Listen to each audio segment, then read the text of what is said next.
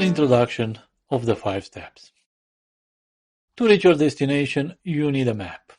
A 5-step process can help you implement Lean and begin reaping its benefits. First, you identify value and map the value stream. You create flow, establish pool, and finally seek perfection. The final step then leads back to the first step, creating a cycle.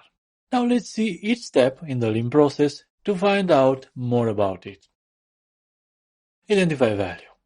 Identifying value involves finding out what your customers actually want and how much it's worth to them.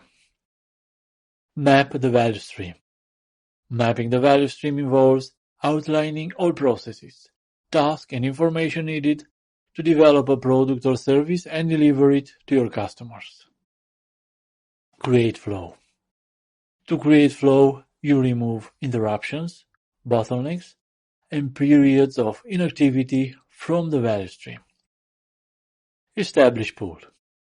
Establishing pool involves creating a system in which customer demand drives production. Products or services are created only once customers demand them. Similarly, goods and information are supplied or moved only when they are required. And finally, seek perfection. The last step of seeking perfection is a continuous process of finding ways to improve on the first 4 steps. Now, sequence the steps of the Lean process in order. Here you have the options.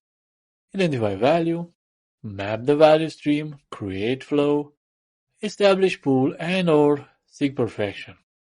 What do you remember? Well, this is the correct answer.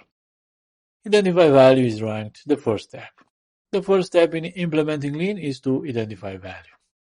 Map the value stream is ranked the second step. Once you have identified value, you map the value stream.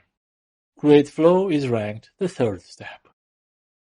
The third step in the Lean process is to create flow. Establish pool is ranked the fourth step. Establishing pool is the fourth step in implementing Lean. Seek perfection is ranked the fifth step. Of course, the fifth step in Lean process is to seek perfection.